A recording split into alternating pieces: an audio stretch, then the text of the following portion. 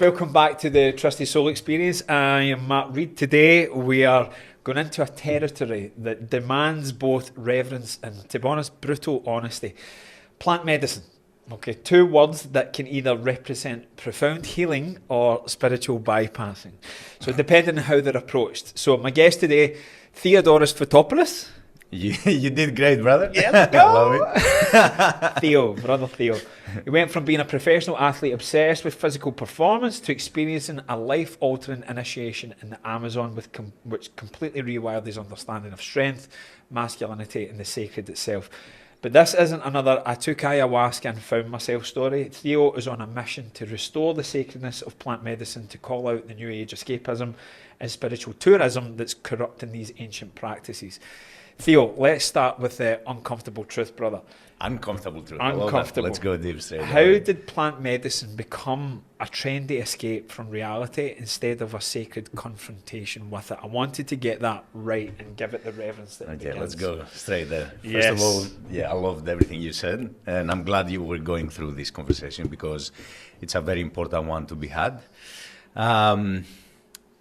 Look, for me, because I've been exploring, the medicines for close to 9 years now. I was very fortunate to start my journey with them very later on in my life, and basically until I was 32, I almost had no substances. Only cannabis. I think when I was 25 for the first time, I had a dad that basically protected me a lot from engaging with substances. So. And knowing my character, if I started earlier, it would have been pretty intense. So look, I think the popularity now, and obviously like with the internet, because we have been getting exposed to, to all the information, and you have so many people for the past, especially 10 years, like promoting plant medicine, and it's always the same thing. Everybody needs to have plant medicine, everybody needs to have ayahuasca, and, it has created this deep need of people like to access them and have the experiences, but at the same time, because of the lack of education, also I think it has become like very distorted in a lot of ways. And I've been through a lot of spaces that they weren't, safely handled or integral, and like I've seen both the dark side of plant medicine, but also the good of that. And I'm very fortunate also like to have come out in the other way after doing also like going through all the mistakes and putting myself in very compromised situations, I'm pretty sure a lot of people are gonna, say yes to that. Like being on the other side and actually having the ability now to guide people properly through the process. And essentially, a big thing for me is we need to actually change the way we view them, in the sense that they are not a panacea. They are not something that, I'm going to have like a medicine experience and it's going to solve all of my life problems and it's going to show me the deeper truths and everything else. Medicines, depending when you have them, they actually going to reveal to you, first of all, what's happening inside your psyche. So they're going to show you, like your own self. And a lot of the times it can be very confronting. And they create a massive opening basically in our system. So they open up the gates so you can properly do the work afterwards. Yes. And this is what's missing. It's the integration part. It's the lack of respect and reverence, like before you go even and engage with them. And I don't know, it has created like this very distorted energy full of spiritual bypassing and like the what we call the spiritual ego in a sense. Yeah. Mm-hmm. So much you've shared there, mate, but I want to first of all just say thank you for this. Mm-hmm.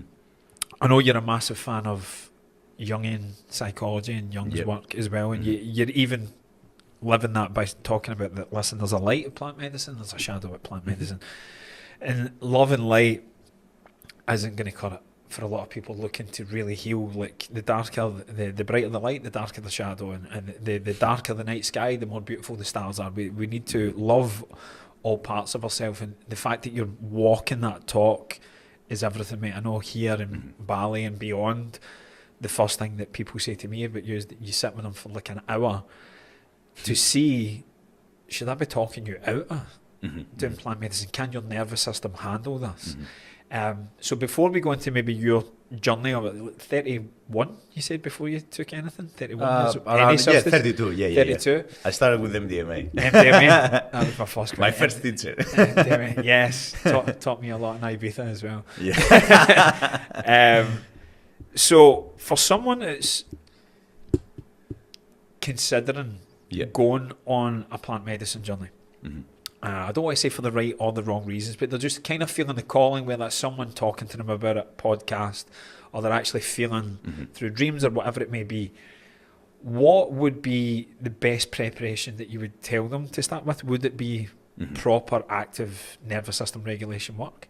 Yeah. So for me, like where I'm sitting now with the whole thing, I do believe everybody has to do some preparation beforehand in regards to, really starting to work like in the nervous system and actually understanding, their window of tolerance, how much they can handle, and really start the work prior. So when they go actually to have the experience, they can actually be prepared and have actually a better foundation to actually handle the intensity. Because this is the thing, you may have your first experience and it can be just blissful. That's how mine was, But what was it with your first experience? With ayahuasca. Ayahuasca. I started before with LSD and mushrooms and everything else, but my first proper actually in a ceremony setting, it was actually ayahuasca. Nice. From the psychoactive ones. I did Cambo first. Yeah. And 6 weeks after that, I had ayahuasca, and it was actually a very deep and pleasant experience. So I didn't, probably because I also have done obviously prior work and everything, So it was very different. I could actually relax into it. I used my breath like through the experience, and everything that the teachings that came through and what it showed me, it was a very profound experience. But the thing is, I've been to so many spaces that I've seen people literally break completely. Yeah. And the problem is, a lot of people go in to have an experience like that, and they're already like very fragmented psychologically. The nervous system doesn't have any capacity at all, so they're very overwhelmed. So entering a space like that with a lot of the times complete strangers, you don't even know actually the facilitator. So imagine, even if you don't know if you feel safe or not, like you're going in and you're entering a space and already your body, like it can be very contracted. Yeah. The nervous system doesn't have any capacity, and then the medicine may come through and people will freak out straight away. Yeah. That's the thing. I've seen so many people break in the spaces. Did you see that in the first one that you done?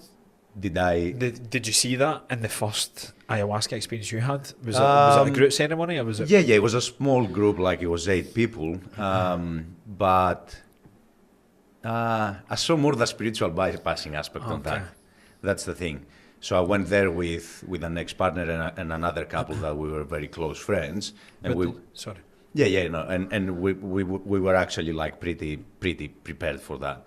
But I saw people that they have done, I don't know, like 40, 50 ayahuasca ceremonies. And it was the first time that I actually got confronted with how far it can actually derail you in regards like to your life, in a sense. Okay. Because I got exposed to people that you could really see that they're still confused, they keep chasing the profound experiences, but they're not actually taking action in really like integrating things so they can actually make their life better. Where did you do it? In Australia, in Perth. In Australia? Yeah. Wow, yeah. Amazing. Yeah. There's massive communities there. Yeah. Yeah. Okay. Mm-hmm. The integration piece, I want to go straight there, to be honest. Yep. If that's okay. What do you, and I'm sure it'll be different for everybody that comes through your care, but what would you say is the base level integration? I'm a great believer that after a workshop or a seminar or anything I've done, I say, right, folks, the work starts tomorrow. Well, it starts now as you leave. Yeah. I said, this everything else here, we've been flirting with each other for the last 2 days, just really kind of coming up with concepts, breaking things through. It's been deep work, but the integration is everything. What things do you work on with people? Because some people might not even understand the concept of integration. What do you mean? This is why we're doing it, to burst the bubble, right? It's not going to save or fix you because you're not broken. There's just been some things that have maybe skewed your perspective of self and life. What integrative practices are you you use time and time again? Obviously, you'll have different prescriptions for different people. Yeah. So the first component is actually obviously like journaling and taking notes in regards to what you encounter in your experience. So you can actually have the things that you really got confronted with. So you can start basically to work through them and trying to understand them, because you may get a lot of different messages in regards to from your experience.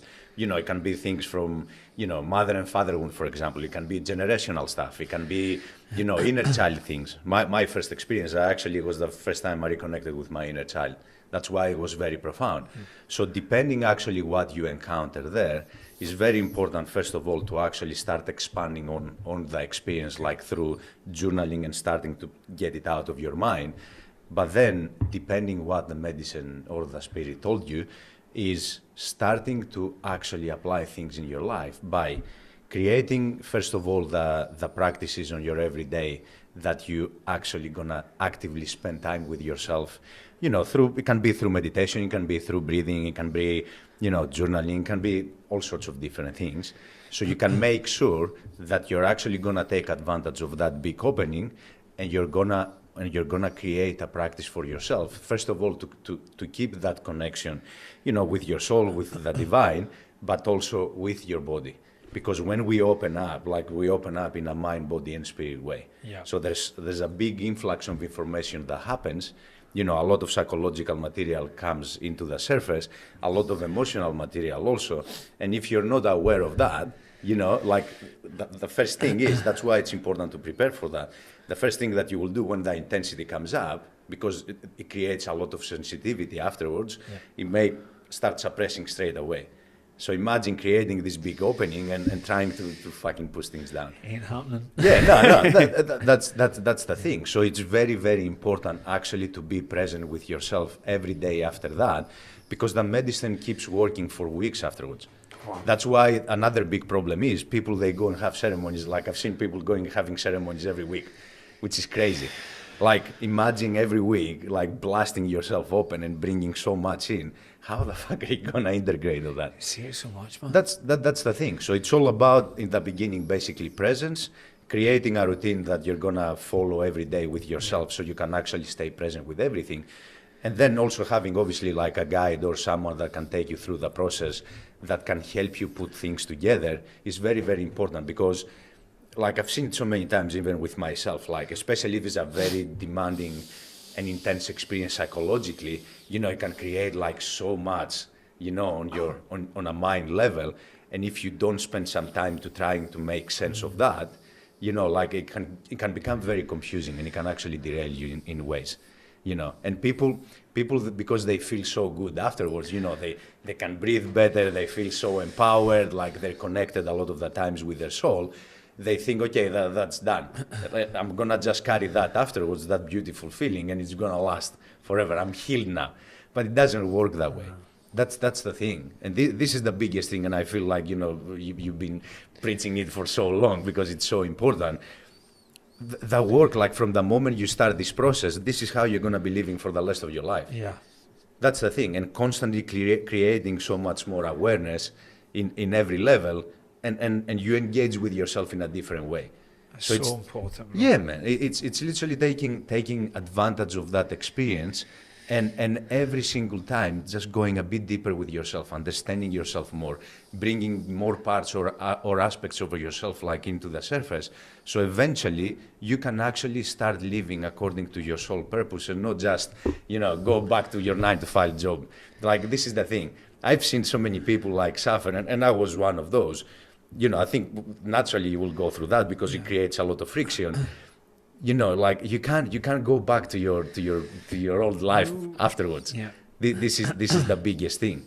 So you need to understand and accept that there's no going back. You will have to. This is the big thing. It's actually accepting the whole death and rebirth of life, because life is a constant, basically, experience of death and rebirth. We're literally letting old parts of ourselves die so we can actually embrace the new versions of ourselves. Because if you don't do that, if you don't set the skins and you keep carrying like the old stuff with the new identity, the friction is gonna get so intense that we both know where it leads. Yeah, but I love it, mate, and I love these conversations because it's spitting hard truths and what can be a beautiful uncoupling of the old self. But to do that, I think we've all been in a relationship where there's been heartbreak. You've gone, there's so much that I actually genuinely love about this, but I just know it's not good for me anymore, and I need to walk away. That being able to not bypass yourself with a fantasy of one-sidedness is what allows you to go to the next level. But so many people are coming into this just thinking it's this quick fix, and as you said, it's like weeks after it. And then, so I want to reverse the conversation, because I think the integration piece is what's mostly missing from my lens and my perspective. And obviously you live, breathe and work this space, so you'll see that even God, I'm sure there'll be many tales that we'll uncover here. But then obviously before that as well, like, we've got the integration, which is everything, but also before that, like, what's the intention? Yeah. So what advice would you give to people with that, like, that maybe come and approach you and think, thinking about doing plant medicine, or someone referred me to you? Like, what's your question to them? And is it like, okay, why are you feeling? What's your why, basically, for wanting to have an experience like that? Because a lot of the times, like, it will be people reaching like a place that they feel desperate because they can't see a way out. There's so much that they are experiencing, like, in their lives, and they want to get better, in a sense. So that's the thing. That's a massive why, And I've seen so many people going in, like, with obviously a lot of trauma, like, and experiencing the impact that it has in their lives. And of course, like, it will be a great way to actually have this process. But if you don't treat it with respect, and you go obviously like, okay, this is my intentions, this is what I want to get out of that, and even having a plan afterwards, because if you go straight away to reintroduce yourself after an experience like that, and you go back to your job straight away, you don't give the space and time to actually at least spend some time, even if it's a week, to try and stay present with everything and settle, and you just introduce yourself to the matrix again. It's it's a nightmare. And what's the worst? Like, I've seen so many intense experiences, like, through those circles, with people like going there and actually getting confronted with very, very harsh things in regards to what happened to them from childhood. I've seen people that been through, like, satanic ritual abuse or sexual abuse from a family member and all that stuff. And imagine, like, going into a space with not knowing that something like that happened to you, and all of a sudden, boom, it's in your face. So straight away, there's the cognitive aspect, like, even accepting something like that, it can be so daunting and intense. That's why, like, it's the process afterwards. You need to have someone to support you. I think you said something beautiful in the introduction. It was like opening the gate. Yeah. And you've just been referenced massively on the Bali Brotherhood podcast as well. And we'll put the link to that in the description here if you haven't already seen it.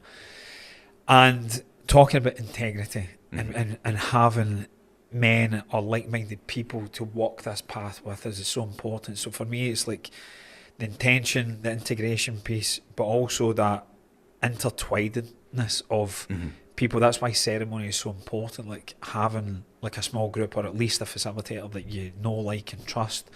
Maybe someone you don't know, but again, take time to get to know each other, like feel how your nervous system is in that. But I think also from a facilitator's point of view, you need to see how your nervous system feels with some of these people that come into it. So would you say no to certain people if you feel that they're not a threat to you, but maybe like a threat to themselves because they're not respecting the journey that they're about to go on? Because it's like a marriage, right? You said like you can't go back, and it's not something you can divorce from.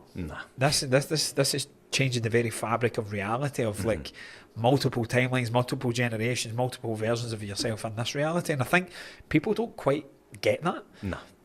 So I'm dovetailing a couple of different questions here. So first thing are you happy to say no to certain people? Mm-hmm.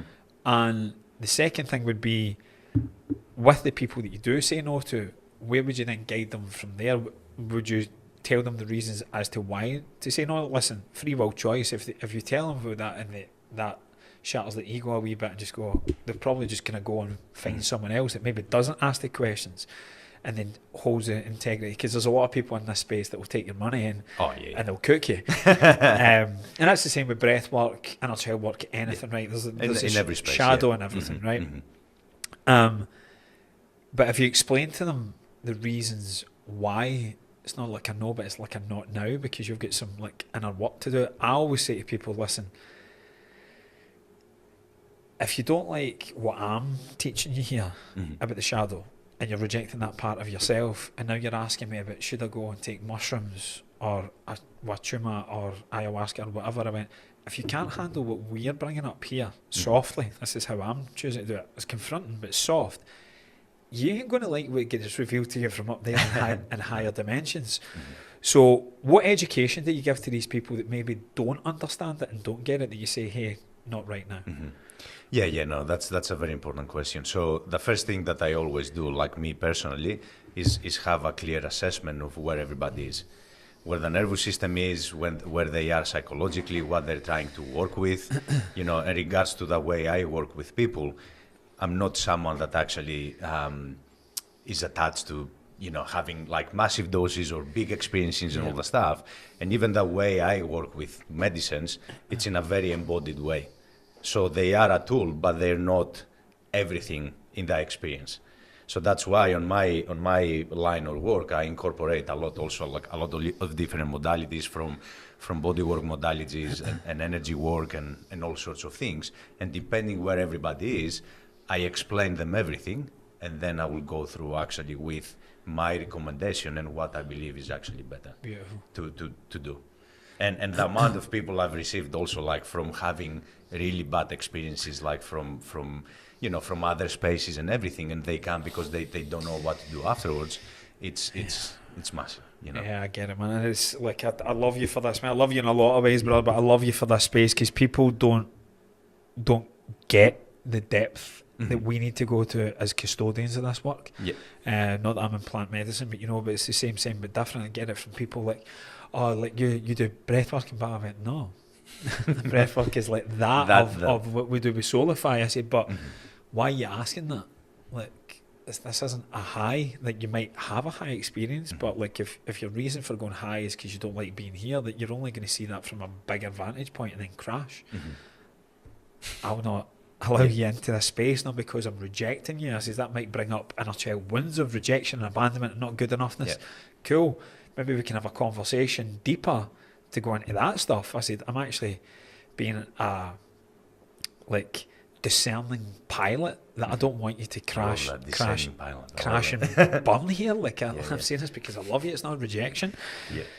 How you hold yourself, I know that's how you hold yourself through multiple facets of your life, but specifically with the plant medicine, was that your first experience in terms of the reverence, the intention, the assessment, taking you through certain things and then the integration? Or did you have like the opposite experience and that's what took you to it? Or was it a bit of both? I did have experiences with both, but I don't feel I had like a really bad experience in the beginning. I do feel because I do believe like a lot of people, a lot of facilitators, they actually believe like obviously it's very important work and the medicines are very important, so they do want to, from a very good place, they want to expose more people to this line of work. But I feel because of the education in regards to trauma and everything, especially the last 5 years has shifted so much, I think in general everybody in those spaces have been doing like better work in regards to how they actually have the conversations in the beginning to do the assessments and everything else, because it's very, very important. It needs to be revered. And it's a big responsibility as a facilitator to take for someone. Can only imagine. And people need to understand that it's actually hard work. It's not like you're gonna have like a pill is gonna change your life and all the stuff. And we have been conditioned those ways. to just chase this thing that is gonna make everything go away and all the stuff, or all of a sudden you're gonna lose all this weight from a product. It doesn't work that way. It is hard work, and from the moment you choose to commit to something like that, it takes time. That's why, for example, like you've been working also with a lot of high performing individuals, and I don't know if you're getting it also. They think that because they're so busy and all that stuff, they think, I'm gonna do like a week work, it's gonna change everything, and then I'm gonna go back and everything is gonna improve. It doesn't work that way. You need to do a season, like a good period of time, that this is where your focus is gonna be. Because you can't expect like bringing all those things up and actually confront yourself in the deepest ways possible and just think that it's not gonna, you're just gonna brush it off and all. Yeah. You need to be present with all that. Yeah. It's very hard. Presence, I think, is the hardest thing for all humans. I was going to say men there, but for all humans, because it forces you to then feel. And I think that's where we all have the same addiction in some level, that insert coping mechanism, it's to not feel. It's just a numbing agent. Yep. So we're all addicted to not feeling. I like to think it. So I get it and I understand it. But what's coming up more from men in my space just now, to your point, like, I have been going through that. And I'm saying, bro, you can't biohack your trauma. You can't chat GBT your trauma away. I'm sorry. That's the new thing. I'm sorry to break it to you, mate, but I'm saying this from love. Like, you're going to have to feel it. Eventually, you run out of modalities. You run out of reliving the high of breathwork, Soulify, plant medicine, conversation with Theo over coffee, whatever it may be. Eventually, there's going to be that coming down. And if you don't like who you are, which I believe is like underneath all of it, it's going to be shown to you. And like plant medicine is, I don't like calling it that. It was like the great teachers. They're going to teach you, and it's going to be a beautiful moment of putting an apple on the desk and sitting there and having fun and play. If that's how you treat yourself before it. Now there might be other things that you're due to see, but I think, in my experience at least, the preparation and the reverence that you give towards it before, it's the law of reciprocity. You get more of that. But if you're looking for a quick fix, then your teacher's going to give you a harsh lesson. It's going to be very hard. It's going to be detention. It's going to be detention, bro. And I think how you hold that, mate, but still doing it with love, and again, that healthy masculine of, like, here, you don't need to do it with me. I'm not attached. If you do it with me, this is how we do it. Because this is how it's going to love you at a high level till you receive it. It's going to crack that heart of yours open. So let me meet you with that now. The shield and the wall isn't going to serve you. So I think how you do that is amazing, and it's good that you've had good teachers. And again, like, we're showing both sides of this here. By no means am I just saying that everyone in the plant medicine space is fucked. It's not what we're getting at, but for the most part, it usually goes breathwork, tantra, plant medicine. They kind of triad. I like that. They kind of just, it's whatever's the flavour of the month just now. Tantra is a podcast by itself. For sure, man. So again, we're bringing light to me. What is most dark about it is pretending that it's just one-sidedness. It can be. I've been saying Soulify. The only thing I know is that I don't know how this is going to be for you. You could melt away into sacred geometry as if this is a plant medicine thing. You could get uncomfortable memories from childhood that you didn't even know was there, that are so suppressed. You might go into past lives or see insights to your parents. You might get downloads in your purpose. You might get see your future partner. I don't know. You might just laugh like a hyena. Or you might cry and shake and the body's just... You may even have orgasms. I see that. And it was a question I got from a girl. It reminded me of the Friend. Do you ever watch the sitcom Friends? Yeah.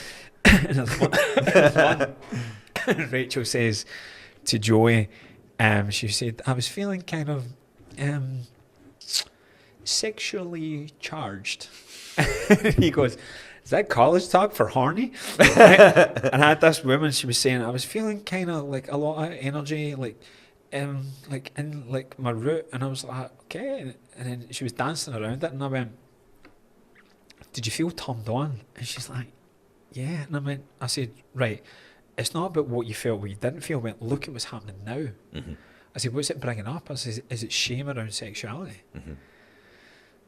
I says, has there anything, I mean, you don't need to answer this, has there anything happened, or maybe you don't know if anything happened, but you just don't fully feel safe to be expressive in that part? I said, so when we're talking about the root, which is all about security, I said, and then sacral, about creativity, which creates life, especially for a woman as a woman. I said, and I'm reading this from a book. I mean, I don't have the lived experience, but I've read a lot, and I've tried my best to understand. I said, but I'm not going to pretend I know what that's like. But in terms of energetics, I understand that. I said, so if that part of you has been shut down, I said, it's just coming back online. I said, you're just going to have to feel something. I said, if you've been so numb there, I said, what's sexual intimacy and relationships been like for you with past partners or with your current partner if you've got that? And she's like that. I feel like I need to do it to be a good partner, but I don't really enjoy it. And I said, right, so it's do you perform for him? Or do you just kind of lie there numb? Or do you go between both? She said, both. I said, but so you're performing for him, or the performance gets too much that you just go, oh, when is this going to be over? And you feel totally disconnected from the body. Checking out, yeah. I was like, so maybe it's just about bringing the body back online again. I said, and I think the shame that you're feeling around it, or the confusion, I said, how I think that's a good thing. I said that you're just feeling something and you're feeling what you need to feel. I said, however, the shadow I'm seeing for this side, for the suppressed shadow of femininity, and it has now went into hyper promiscuity. I said, so the fact that you're a little bit coy, and I was like, there's a reverence to yourself and to your tempo and what that represents. I said, for me as a man, that's a nice thing. That's a good thing. You're not going from, shut down, to then completely the other side. What did he call that? Like in my whole season? Yeah, like, like that. Like, yeah. You wouldn't stand for that if a man called you that. I mean, but do you not see the energetics of like giving an invitation for men to then speak to you like that, because that's how you talk to yourself? So the fact that that's just coming back online, I think, is amazing. I said, you're just feeling something. What shame do you feel regards that? I said, and who did you learn that from? And then she burst into tears, and she said, my mum was actually hyper Catholic. And she actually had, but she says the paradox is she had my sister when she was 16, before wedlock. So she went against everything that was taught to her for her parents. So there was a lot of shame. I said, what did she have? She's like, shame. I said, so. And she went, oh, fuck. I said, so is it yours? And she said, no, I've been carrying my mum's sexual shame this whole time. And I've been scared to receive love. So I just check out. And I think that, to me, is the art of teaching healing. And it's the most fulfilled experience from my side. I don't know if you get that. It's like when you just ask questions, it'll just create space where they can go in and they answer it themselves, and you just see the penny drop in them. And then, of course, they go, thank you. So I was like, no, thank you. I just get to witness that. I never did anything. What has been... Sorry, because that was a massive segue, but great question. No, it's a good example, like what you brought up. Yeah. What's been your favourite? What's been your favourite breakthrough that you've got to bear witness to through a plant medicine journey for a client? Oh, there's so many. I can imagine. There's so many. No, actually, like you bringing up that example now, because I have been working with women for the past 6 years, and naturally I started attracting like women with very deep sexual trauma.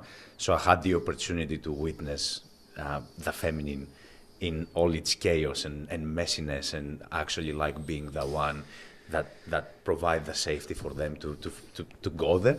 So I understand, like, you know, that has been the case for you. It's part why I actually like enjoy so much working with women. Yeah.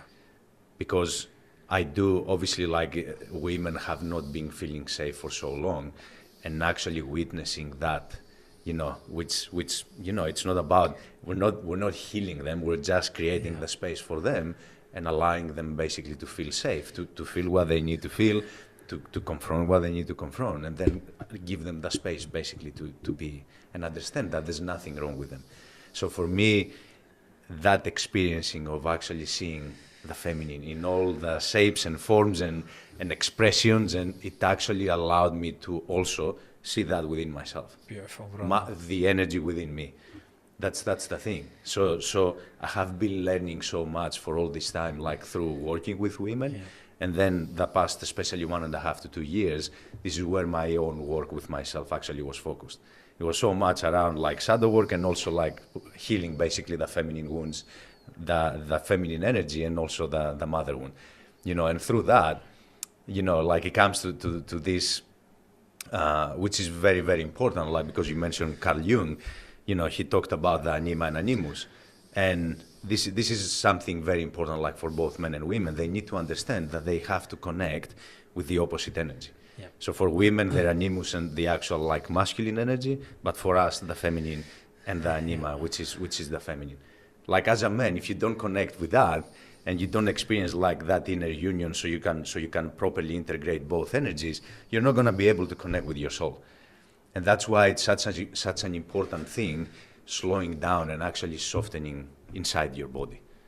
It's seeing actually men also on the flip side for the first time actually feeling themselves. Like I've seen, like I mean hundreds of men in my space, in my table specifically, coming back after like we finish a session and they just look their hands and their feet and they're trying to get up and they're like, oh, I've never been in my body. That's how it feels. Yeah. And it's always like, yes, I was there also sometime. It's very, very powerful. Amazing, brother. And you're taking the podcast exactly where I wanted to go to. Like, we'll talk to it from both the mother and the father ones because you brought it up there. Before I do that, something I've said to people before, working with women, actually, I've actually said to them, and would you agree with us? As a man, through my journey, the greatest compliment that can ever receive, I think, intimate, platonic, business, whatever it is, as a woman, it says they feel safe in your presence. Would you agree? 100%. Yeah, 100%. It just does something to you. Like because it's the greatest reflection also of how you show up as a man. Yeah. That's the reality. So they are a great mirror for us. Yeah. For me, I actually started realizing that what I'm doing is working when I started getting like this reflection from all these different mirrors that either it's a partner, either it's someone that I'm doing work with. It's always like a good thing, Brilliant, mate. And I love how you answer this, because the amazing conversations we've had off camera as well. I knew you would do that. You're doing my job for me, taking me where I want to take this podcast, which is amazing. But that's the thing that I think a lot of men miss, that even how I framed the question and how you answered it beautifully is like, listen, enjoy that human connection where another human, someone of opposite sex, tells you as a man that you make me feel safe. Like, accept that compliment. But the depths that you've went to there is, it's a mirror of the inner work that you've done, where you now finally feel safe, where your nervous system is regulated, where your inner child doesn't have to perform or turn up in certain ways. I think it's such a pivotal breakthrough. And for that to go into the question is, what work have you done specifically with yourself, or what do you do with your clients that help men or women that have this knowingly or unknowingly mother and father wound?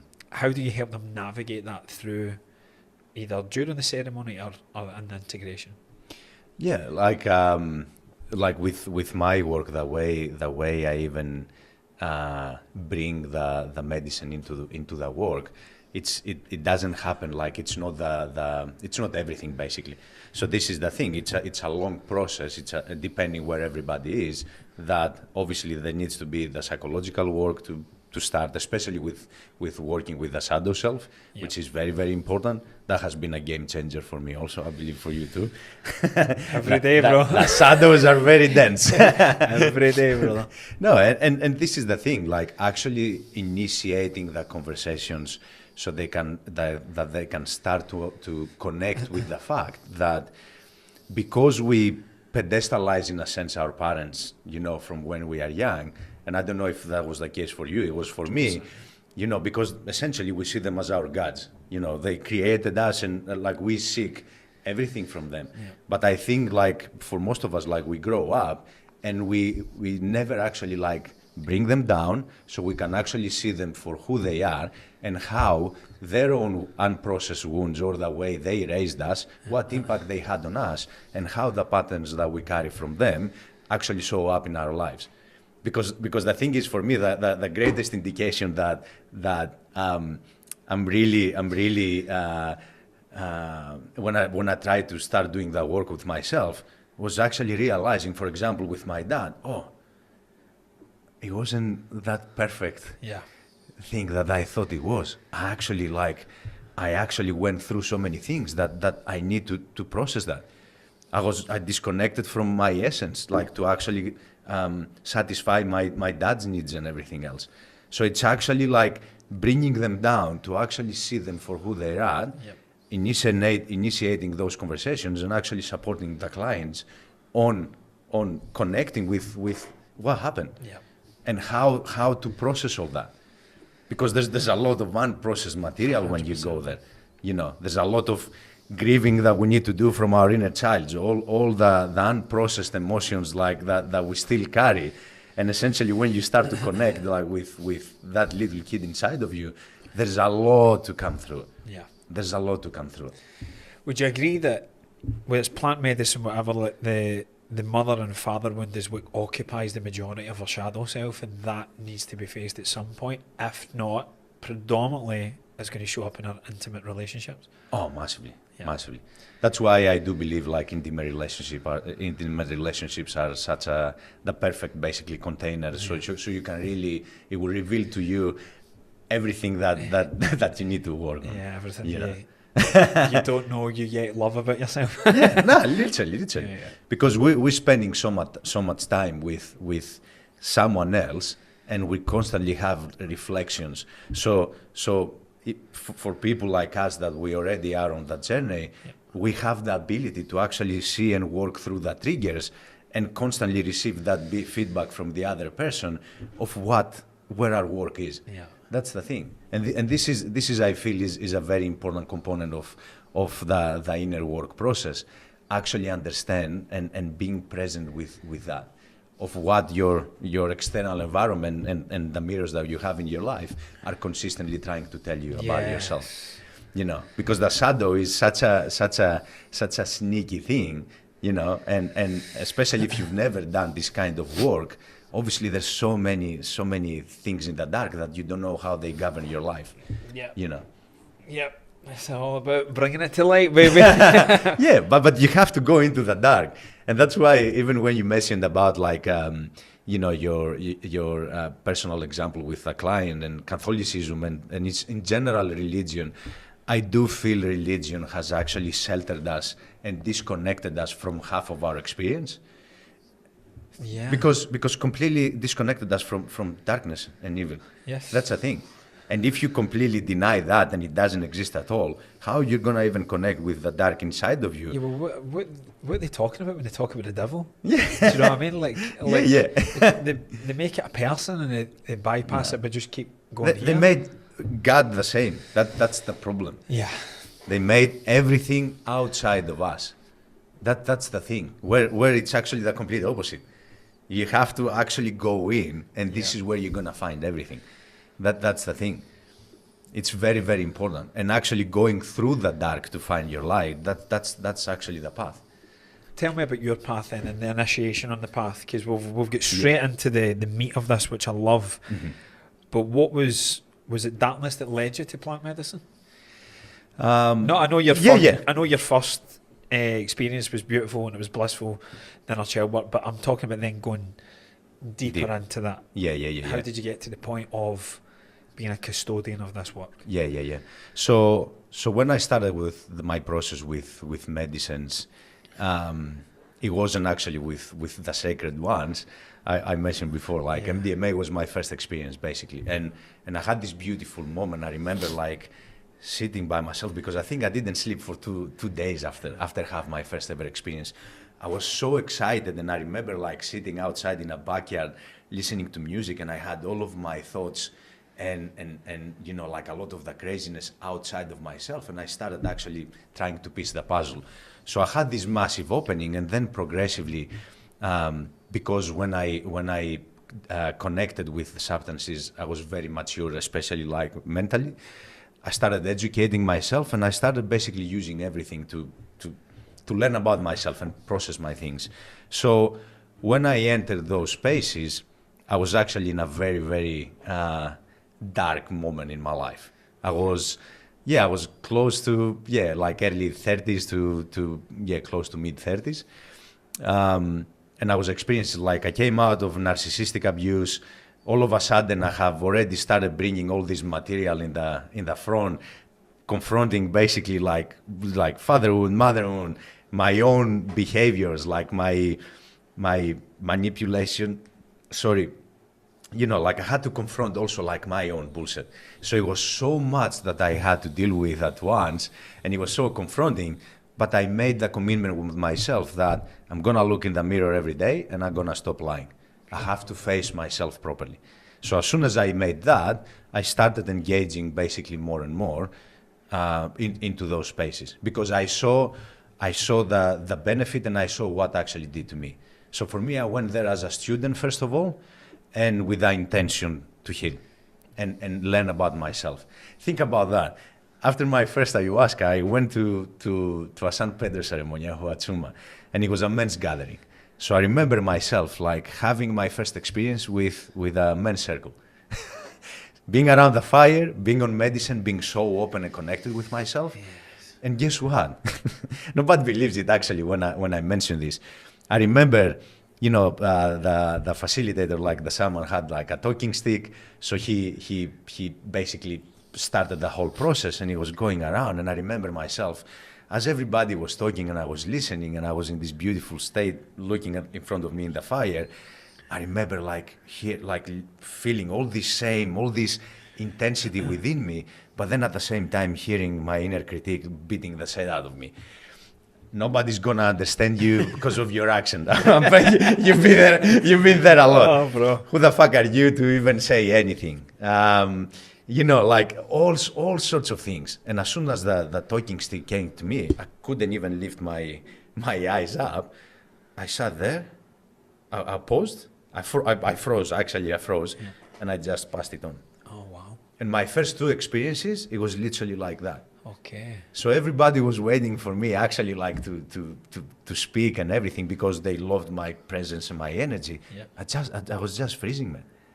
So that's the thing. And because I saw actually like it was a great sign for me actually where I am with myself. Yep. And how I even view myself, I wanted to bring myself into those spaces more. So I can confront all of that, all of my fears, all of the stories. So the more I actually went in, it came to a point that finally I found the courage. I overcame the fear and the stories, and I found the courage to share for the first time. And even just having the experience, like, because you are in such an open state, hearing my voice and just sharing, and actually seeing for the first time myself, I was expressing from a heart place and not actually like the mind. I finished, I passed it on. And everybody clapped, and like I received so much love and appreciation. I'm like, oh, it wasn't that bad. Yeah, I can do this. Yes, bro. I can do this, Yeah, your voice matters, bro. How you articulate stuff is amazing. I'm going to go back to, I'm going to weave a little bit about your background and what else you're doing, which I think is connected. So speaking about the mind, our beautiful hearts as men, and how the medicine helped open that up for you as well. But your background as an athlete as well, and now the other thing that you're doing is Satori Elite. Yeah. Is that a part of, like, maybe in the beginning, what did plant medicine give you that high performance only in the physical never gave you? And is the Satori part of, supplementary to plant medicine, or is that something that's completely separate, what you're doing with Satori? So I want people to know this, because you definitely embody both, bro. Yeah, no, thank you, brother. Thank you. Actually, coming from that background, because my dad was a professional football player, so I grew up, and the first thing I learned how to say the name of my team before I actually said dad and mom. Who was your team? Olympiacos. Hey. That's the thing. So I grew up like in an environment that's what I learned, and it was there for me from the moment I was born. So learning through those spaces as a young boy and then as a teenager and everything. And obviously there's that discipline aspect. There's also being around men consistently and having like some figures to guide you in some ways. You know, we both know they're not the healthiest ones, but you know, at least they taught us things. What I wanted to do also with my own work, it was actually support also that younger version of myself. Beautiful. Because I know the struggles, I know like the psychology of things, I know what we deal with internally, like as young men, like with being athletes, and I wanted to do that. And I had the opportunity to actually work with athletes, with professional athletes in very high level from different sports. I even had like MMA fighters. So one of the athletes that I work with, Cody Haddon, he came to me, he was not even 23 years old. I don't think there must be another young athlete at this age, especially on this sport, that seeked support in that way. And he came to me after the only loss that he had, and he goes to me, I have 3 months, I'm taking 3 months off from training, fix me. Wow. And I'm like, okay, brother. You know, like I was so excited to go through a process like that with a professional athlete, and literally we did 3 months. He went through such a deep process.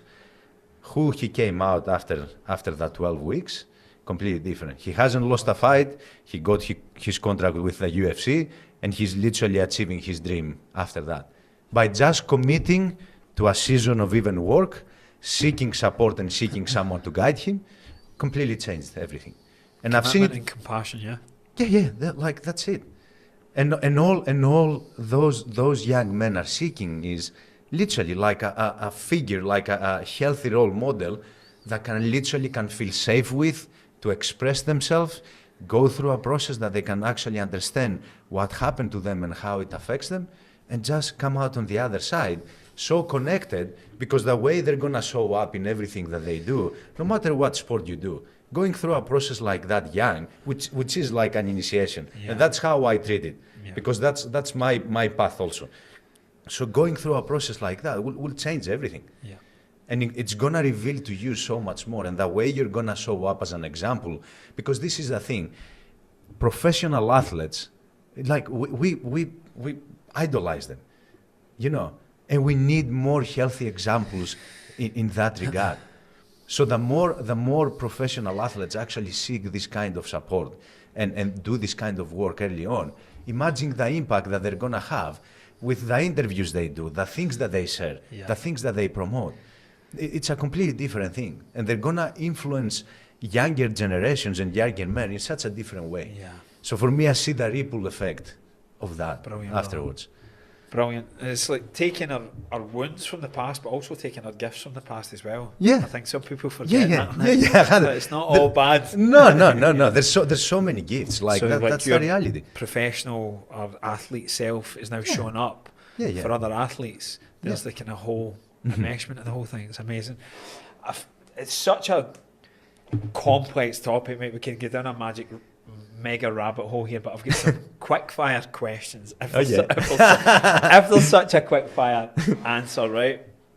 But okay, well, let's start with one of the juiciest. What's Theo's vision for restoring the sacred in plant medicine? What's your vision for restoring the sacredness? My vision? Yeah. Ooh, that's actually a good question. For me, in regards to the way I view it and what I want to do is, first of all, is education. Actually educate people properly in regards to everything that has to do with the medicine, and especially the sacredness. That they're not this thing that you're gonna drink like that you're gonna drink like your cup of coffee every day. It's not that. So it's educating people about respecting, you know, the traditions, respecting the lineages, respecting the people that carry them for thousands of years, and actually understand that it's not what we've been taught from the Western way and all the stuff. So that education is the first part, and the second part for me is actually initiating people through these processes. Actually, this is the other thing with Satori Elite, because I forgot like what was about the question before. this is what I'm trying to do with my business partner also. Yeah. Like bring back that. And one of the things that we have been doing also, we actually work with lineage like shamans from traditions from South America, and basically people work with us for a certain amount of time previously. Then we bring them in front of those traditional healers so they can have a proper authentic experience. I don't call myself a shaman. That's the thing, because I understand what it takes to be that. Yes. And I'm not. People will call me like that all the time, but I'm not that.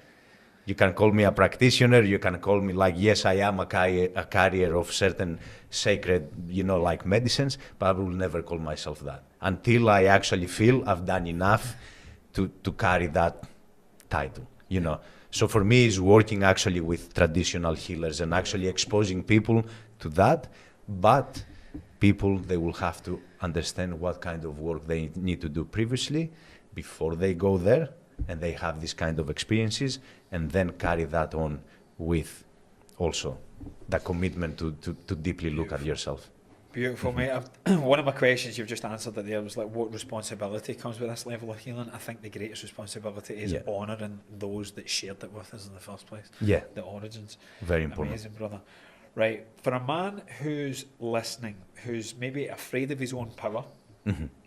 I was one of those. Yeah. Because he saw masculine energy being destructive for the most part, how it's been framed. Yeah.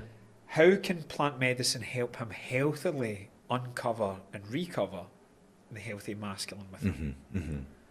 No, that's a beautiful question. I do feel, even for me, from my personal experiences, deeply what I really seeked through my journey was actually reconnecting with that. And because I think the biggest advantage of connecting with the medicines is actually the profound ways that they're going to reveal to you your own power. And they're going to see you both ways. They're going to show you how bad it can go if you mistreat that, or how good will go if you actually honor and you do everything properly. So this is the thing. And this has been my journey. That's why I actually engage with different medicines as my teachers, because they all have their own unique way of revealing that to you.